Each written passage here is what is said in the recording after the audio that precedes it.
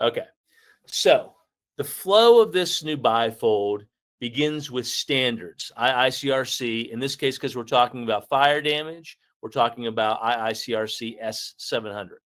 And the purpose of starting with standards is we've got to establish a baseline for how things are done, right? It's just kind of like in mold. You can have a man in a van down the street who doesn't have any certifications or know what they're doing, but in order to do a job right, that contracting company has to know what they're doing and what procedures to follow so that it's done right and that the customer is going to have a successful, in our case, job, in their case, a trouble-free home, right? So, or commercial property or whatever. So we establish the standard with the S700. And then we go to what's really most important with this, which is fire severity indexing. Now, with the S700, that's broken down into light residues, moderate residues, and heavy residues. We give those definitions per the standard of what that means. So for light, the level of particles is low and the surface beneath remains clear and visible. Light residue does not fully cover or obscure the underlying material, allowing details and textures to still be recognized. Now, when we're doing our assessment, of course, we're using the assessment guide and the fire severity index along with, we're drawing this out room by room. When I go onto a fire job, what I'm doing is going room to room, and I am testing my cleaning methods against what I believe to be an FS1 and FS2 and FS3. We document that in the assessment guide, and that information then is what gets passed along to estimating and what ends up being reviewed on the production side of things as success, right? All the information captured in the assessment is should be directly comparable to what happens in the field, and the only way to do that is to test and confirm your cleaning processes. So that's why understanding light, moderate, and heavy is so important, because you're going to test those cleaning processes against the way that you've indexed this. And then when you have success, which is the white glove test for fire damage, then you know that the information that you're passing along to the production side is going to be successful. Okay. So then we move over into the second side of this, which is the process. Because there's so many people out there who don't understand the process of fire restoration, they're just willing to take on a job to make some money. It's important to educate the customer on what the process of fire damage restoration encompasses, right? It's a 7-step process that includes 1, property security, securing your property through boarding up, tarping, and fencing to eliminate hazards and prevent additional damage to your property is our first priority. A full inspection is conducted to assess the extent of damage. The property is mapped by severity index and pre-tested to confirm cleaning methods, right? That's number 1. Number 2, demolition and emergency services. Emergency services, including water extraction and drying, are implemented to control microbial growth and stabilize your property. Non-salvageable structural materials are removed and disposed. Structural materials are removed. That has a typo right there. So we'll go back and change that. 3, pack out. Your property's contents are systematically removed, cataloged, and transported off-site to a climate-controlled facility for specialized cleaning, restoration, and security. I keep accidentally doing that. 4, on-site restoration. Based on severity index, all structural and finished surfaces not being replaced are cleaned from soot, deodorized, and as needed, sealed. This should have an asterisk here, by the way, Gigi, and that becomes smaller font, at least 2 to 4 points smaller, because it's just kind of a subtext to it. Vapor pressure, so it should relate directly to sealed. There should be an asterisk right there. Vapor pressure from fire damage forces smoke odor deep into semi-porous surfaces like wood, concrete, and drywall. Sealing prevents odor from releasing in the future as structural materials expand and contract from season to season. Now, the next step, 5, reconstruction. If your property has suffered any significant structural damage, the structure is reinforced and or rebuilt to full strength and function. Additionally, damaged electrical, plumbing, and HVAC systems are replaced or repaired. 6, off-site cleaning. Your belongings are the utmost importance. All salvageable contents are cleaned, deodorized, and sanitized to their original pre-loss condition. They're then stored for safekeeping until you until you're ready to receive them. And then 7, pack, back, and final walkthrough. All salvaged and cleaned personal belongings are returned to the property, and a final inspection is conducted to ensure the quality of our work and your complete satisfaction, right? That's how the process should roll. And it's important for the customer to be able to gain a high degree of confidence that you know exactly what you're going to do and what the plan is. Then that takes us to the back, which is the restoration process, right? Which is defined here by inhibit, clean, deodorize, and seal. And so what we've done is we've tied the products into it so you can do a decent job educating, where the first step is when you get on site, you want to inhibit rust and corrosion from forming. So Shine-On is used to rust inhibit and act as a moisture displacement and to prevent corrosion. Now what's next? The next step is cleaning. Well, depending upon our pre-testing, we're either going to react extract with OxyPrep and OxyPar, or we're going to use Code Orange for non-porous and porous contents cleaning, or we're going to use pre-clean as an alkaline cleaner to minimize streaking while cleaning painted walls. And then we're going to deodorize. We're going to fumigate a fumigation treatment for eliminating air and surface-borne odor particles happens there.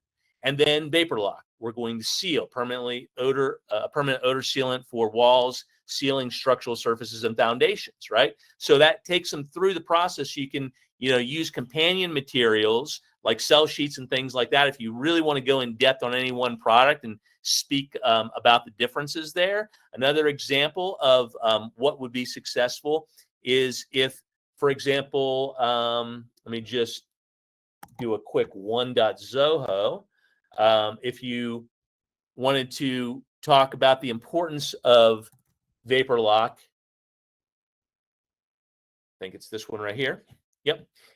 If you wanted to talk about the importance of vapor lock and why you use and trust vapor lock, then you could use this test sheet to talk about all the differences between vapor lock and why it is a better product overall than any other product in the market for the purpose of odor sealing. So these can just be companion tools and things like that to go along with this, where you kind of nest those in there. Okay. So this is what the fire restoration guide looks like. And all of these are a comprehensive guide to selecting a restoration contractor for your home. Okay. So that's the fire damage side of things. Of course, if you are going to use this, then we need to do is make sure that we've got your logo here, your logo on the back, and all of your contact information right here. And of course, if you're using financing options, we want to be able to tie your financing options to this as well. Any questions about the fire bifold? Well, if I may, first of all, let me just say that I love the whole process, especially from a standpoint of trying to figure out, how to price the job. Doing the testing during the actual inspection is freaking key, because everybody just gets all caught up with what's going on. But let me ask you this, in case I don't think the part where you have discussed in the past about the different types of smoke and fire damages, like yeah. and I don't know, we're not really covering that here, right?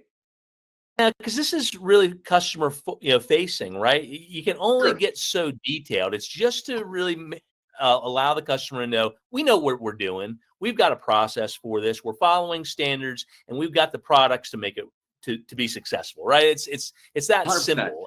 No, 100%. Yeah. But do we? Yeah. But I guess what I was going to ask you in tandem: do we have a document, or can we get one at some point down the road? Because you've told me verbally, you've trained on it, but it would be nice to have just like a cheat sheet, if you will, that I could pass out to the guys so they know, when they're looking at what, how did this fire start? What type of, that type of thing.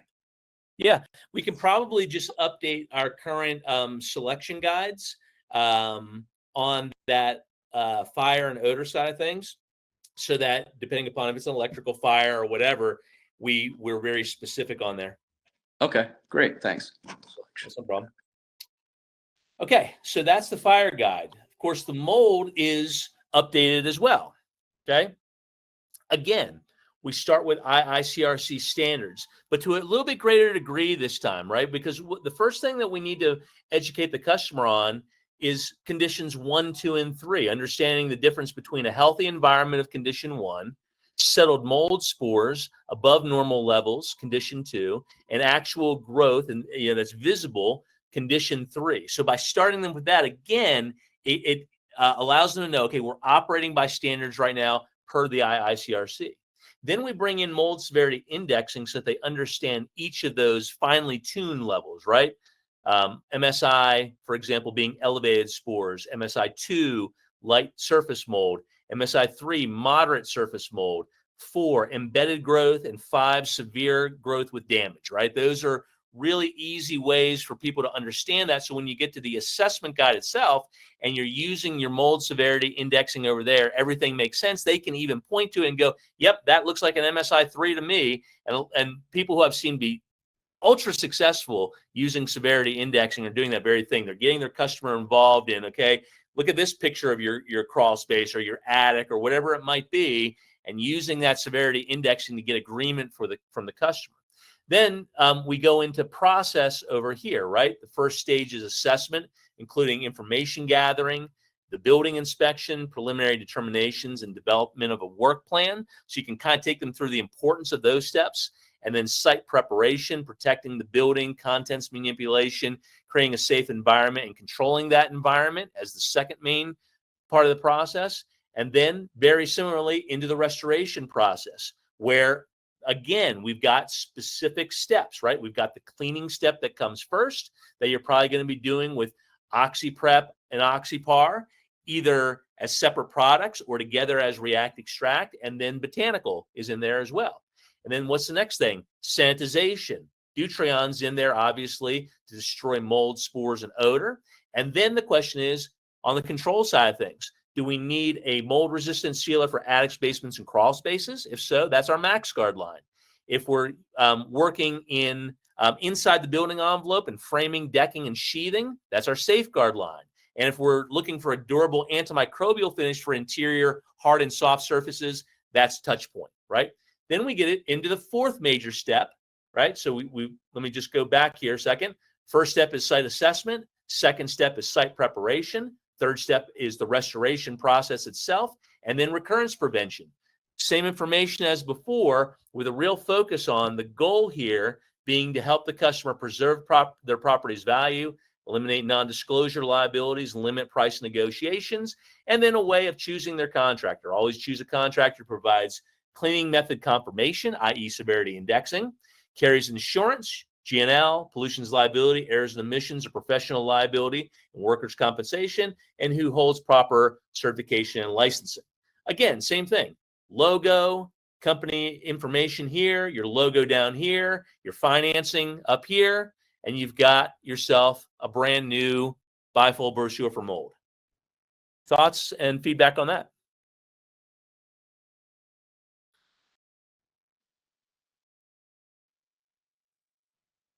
I was waiting for Wayne. I was fixing to. I can comment. Yeah, I like that. I especially like the restoration process on the other page there. That's an added bonus right there for the customer and plus our sales guys. That there's no doubt about it. These are the products. This is the process. Yep. This is what you need. Yeah, and I on this one, it's always been hard to articulate. Like not hard in my mind. But how in a few words can we articulate the difference, for example, between the MaxGuard line and the Safeguard line and then Touchpoint and how or where they're used? And I think that with Gigi's help here of just kind of managing everything down to some simple key words, I think we got it right by describing those things in as short a way as we could. I like that. Thank you. Yeah. Hey, Mark, what's a good minimum order, for everyone to understand, like, if we want to order some of these and have them, designed for us? Oh, we'll do 25 at a pop, right? So we just need to make sure we've got the contact information here, company logos and things like that. And then, the way that we manage that is through the back end of the website. So right over here, if you go into the digital library, right? So, for example, mold and mildew solutions, right? We would just go down to right here. Okay. That information would then be uploaded to the marketing side. So, branding and all those sorts of things. And then as soon as we're finished with that, that piece of collateral will be uploaded there. Now, that's so that you have a digital piece of it. And then if you want to order the print pieces, all that you do is go to the certified firm pro shop here. And then you just order by quantity, 25, 50, or 100 of those, and then they'll just be printed and sent to you in their co-branded form. Sweet. Yep. Yeah, I like that. Yep. But we'll do all the work here to get it right. Okay. You can see the mold restoration bifold is in there right now as well. And then the next one that we're coming out with is going to be the water restoration bifold. That one's already in the works, but it's going to have a very blue theme as compared to the yellow, orange, and red themes of fire and the very green themes of mold. Yeah, I just had this idea because I always, can't focus completely. When you were talking, I go, man, well, I know when you start talking about MaxGuard and the need for those products and Yeah. how so many companies actually don't even use any type of moisture control capsules at all, which is surprising. Yeah. You want to go from 3 million to 4 million. Well, there you go. But I was also thinking that it just kicked off maybe we can discuss this at a later time, but how, people that do remediation work when they receive, say, air sampling or testing, Mm-hmm. how they can read those reports and understand what EnviroGuard products best help them to have a successful project. So, Okay. for example, if you had, say, chromium in your report, you know that's basically water damage, right? And whether you've solved it or not, you should seal that. You should definitely seal those areas up, especially if you're having a hard time to clear properties. But just maybe go down that road possibly. Yeah, and I think that most people, again, going back to, like, if I were to bring up EPA documentation, right? So there's this, very good test from the EPA actually on the efficacy of chlorine dioxide fumigation as it relates to building materials, molds, mycotoxins, and allergens, right? That goes through a lot of what you're just speaking to, Pete.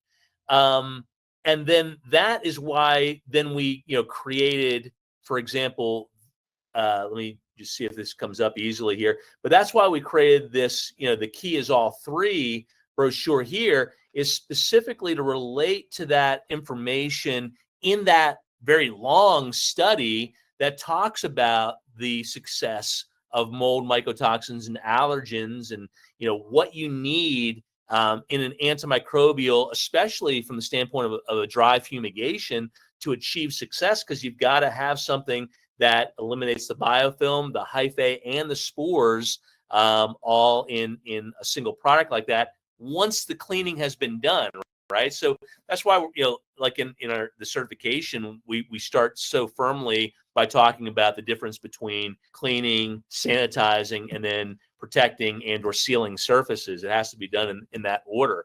But I think once people learn how to kind of tie this together, first of all, they got tied together in their mind what that process is. And to your point, Pete, on the coatings and sealant side of things, I think that the reason that more remediators don't use coatings and sealants is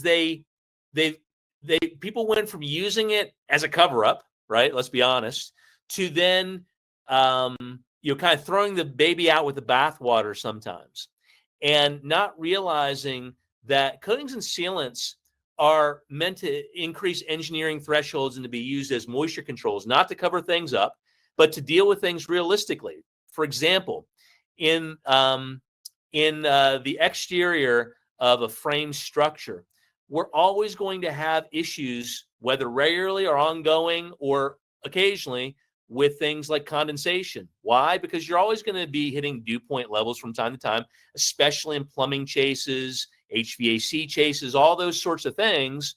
And that doesn't even take into consideration unconditioned areas like attics, crawl spaces, basements, where those things are much more regular. And so people just aren't thinking in terms of engineering controls. They're also not thinking in terms of redundancies. Yeah, I've got to, I'm going to install a dehumidifier. I'm going to install a vapor barrier. All those things are great, but if you don't have redundancies to those also, then it's not a fully engineered plan. So I just think that there's additional training there to go, listen, you're not trying to get deeper into your customer's pocket. What you're trying to do is set up a successful system that works no matter what the challenges are that are working against you, whether it be power outages or whatever it might be, or it happens to be a deck on the backside of a house, and you're using a vented system, and you're having dew point issues there. There's so many different things that lead to dew point and condensation issues, no matter where we're talking about in a building. And people just tend to not think that far either in advance or think all the way through the chain reaction of problems that then leads you back to that. Oh yeah, these passive moisture controls are a very sensible way and an easy way to educate our customer on preventing issues in the future. Yes to all that. Yep. I don't want to get off track. So thank you for that. Yeah. And I see that every time I ask a question, there evidently is a document. So right. Right. Plus. Yeah, I think we're doing a pretty good job these days, either in creating new content as we realize that we don't have something, or updating existing content, right? We seem to be updating a lot of things recently. So anyway, I wanted to go ahead and show at least these first two bifolds today. The water one is going to come out. I've got a heavy schedule of travel coming up in October, but Gigi and I will be working back and forth since we have the whole form of the water restoration bifold already developed. We should be able to do that whether I'm here or I'm on the road. Great. Is it when you do your edits, you have a few edits you said you wanted to do. Could I ask that you guys, I guess you can put them in the back end of the certified firm, right? Just as they are. Because I'd also like to have them setting them up for sunshine, let's say, just so that I have those. Mm-hmm. Okay. Yeah. You mean as this document right here before your logo's even on it? Right. Just the ability to have the document, pull it out, review it, and then I can make it my determination on how many I want to order. Okay. Yeah. Maybe what we could do, just so everybody can see these, let me just think through that a second. That's a good idea. And Gigi may already be thinking about something in the background, but my thought is if we went to the digital library, we do have that general area for certified firm support and a marketing folder in there. So what if we went ahead and put the generic ones in there? So let me just go down and show you what I'm thinking. We got certified firm support here, and we could go right into customer education, right? And then maybe we should segment these according to we got mold remediation and cleaning there. We could segment them by like fire, water, mold, that kind of thing. So it's easier just to see where they're at. You can go in there and check them out. That'd be great. Yeah. That's all I have. Okay. Wayne, any final thoughts before we close out here? No, thank you. But that's cool on the water restoration bifold too. You're gonna have everything. You're gonna have everything for us. Yeah, and then we'll do an odor one next, and then we'll start filling in some gaps with some real specific stuff, because I know that one of our customers up in North Jersey right now, they really want some collateral that supports as they go into fall and winter. They really want to get busy doing like indoor stuff, right? Not only indoor remediation, but indoor air quality tied to like touch point services and things like that. So we're going to build out a little program over there for them. what I'll do is I'll take this video today, and just like we do with all the videos, we'll just upload it over here in the support webinars side of things. So if you need to go grab that, you can grab this video and go back to some info, or share it with somebody else.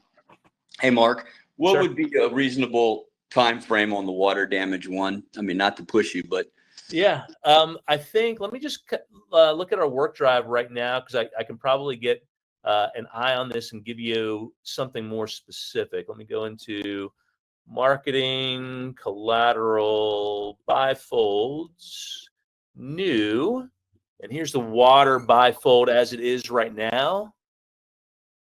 There's going to be some process updating and that side of the products that we looked at before, I'm sure. See where we're at.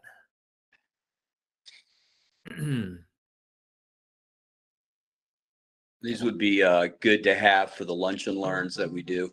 Yeah. Okay. So here's the current status of water cover and back cover. So that's going to just be a little tweak there. And on the inside, this is where we're going to redo. Well, I don't know. This is pretty far along right now. I think what we need to do is pull this IICRC and the standards over to the left-hand side before we get into water severity indexing. So that side will change. And then this side here will just become very much process oriented. And I think, if I'm not mistaken, Gigi and I have already gone through some of that. So this probably just needs a good update, then another review, and then a final draft. I'm thinking we can have this thing out within 2 weeks. Okay, great. Yeah, because I'm here all week next week before I travel to Cincinnati, Cleveland, Columbus, and Dayton, Ohio. I'm doing that whole area in one week. Gotcha. Sounds exciting. It is exciting. Cleveland, by the way, one of the best art museums I've ever seen in my life. Right. Cool. Very cool. All right. Well, thank you very much. I appreciate your time. Yeah, absolutely. Thanks, guys, for attending today. And we'll get this video turned around. And we're doing another CERT video this afternoon at 4 o'clock. All right. Yeah. Thank you, Mark. See ya. Have a good one.